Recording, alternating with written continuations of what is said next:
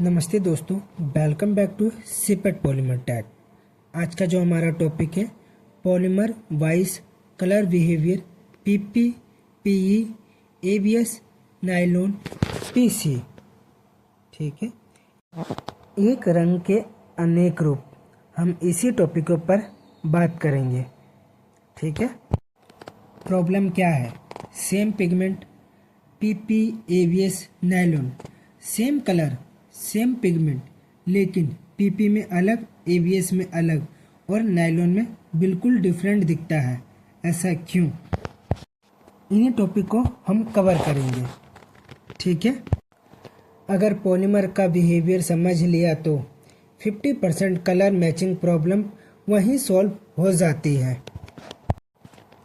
Colour polymer के साथ क्यों चेंज होता है? कलर पॉलीमर के साथ चेंज होता है क्योंकि पॉलीमर ट्रांसपेरेंसी या ओपेसिटी होती है, melt flow, processing temperature, क्रिस्टलिनिटी।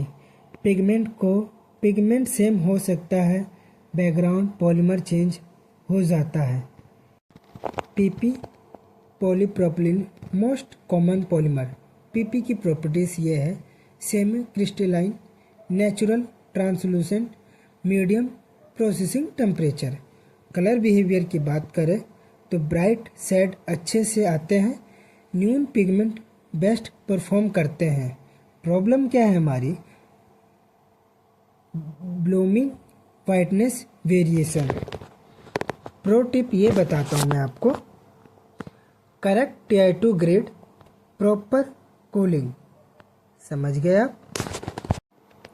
P, LDP, HDP, transparency game. LDP soft होता है और मोर ट्रांसपेरेंट होता है, कलर लाइट दिखता है। वहीं हम बात करें HDP की, मोर ओपेक कलर होता है, कलर थोड़ा डल होता है। मैचिंग का टिप है कि LDP में पिगमेंट कम, HDP में पिगमेंट थोड़ा ज़्यादा। Same shade different dose. समझ गए आप? अब हम बात करते हैं एबीएस की। मोस्ट सेंसिटिव पॉलीमर होते हैं। एबीएस की प्रॉपर्टीज ये है: amorphous, high gloss, high processing temperature. Colour issue क्या आता है? ये हमारा येलोइंग होता है, येलो टोन पे होता है। ब्लैक स्पैक, शेड डार्क हो जाना। प्रो टिप ये मैं बताता हूँ आपको: heat stable pigment, short residence time, avoid low grade carbon black. पता चल गया? एबीएस जब भी आता है आपको, ये सारी इसकी प्रॉपर्टी मैंने आपको बता दिया और इसका जो इशू होता है वो भी बता दिया और कैसे कंट्रोल करें वो भी बता दिया। चलते हैं नायलॉन के ऊपर। नायलॉन PA6 भी बोलते हैं, मॉइस्चर एंड हीट किंग कहा जाता है। नायलॉन का बिहेवियर है हाइग्रोस्कोपिक, का मतलब होता है moisture absorb, high temperature processing. Colour में प्रॉब्लम आती है जैसे कि शेड डार्क आफ्टर मोल्डिंग। जब भी हमारा मोल्डिंग करने के बाद वो शेड डार्क हो जाता है। मॉइस्चर का मार्क आता है, सरफेस डल होता है।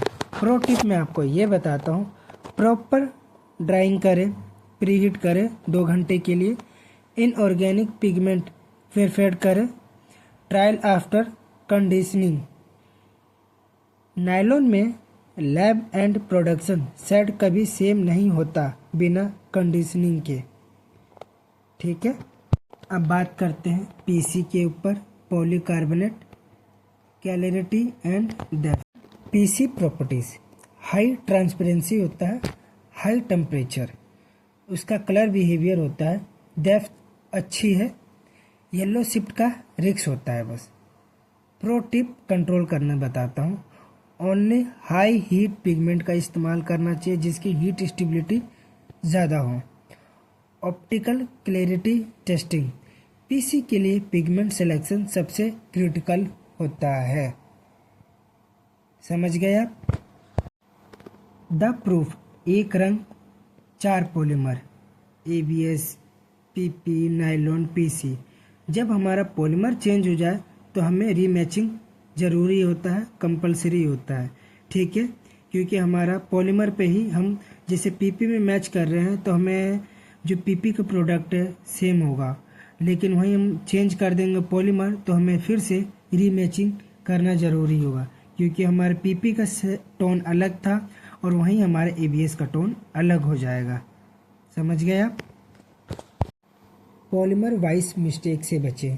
सेम रेसिपी सब पॉलीमर में यूज़ करना, प्रोसेसिंग कंडीशन इग्नोर करना, मॉइस्चर इफेक्ट नायलॉन इग्नोर करना, हीट स्टेबिलिटी चेक करना।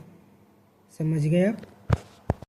डे 12 नोटबुक की लर्निंग।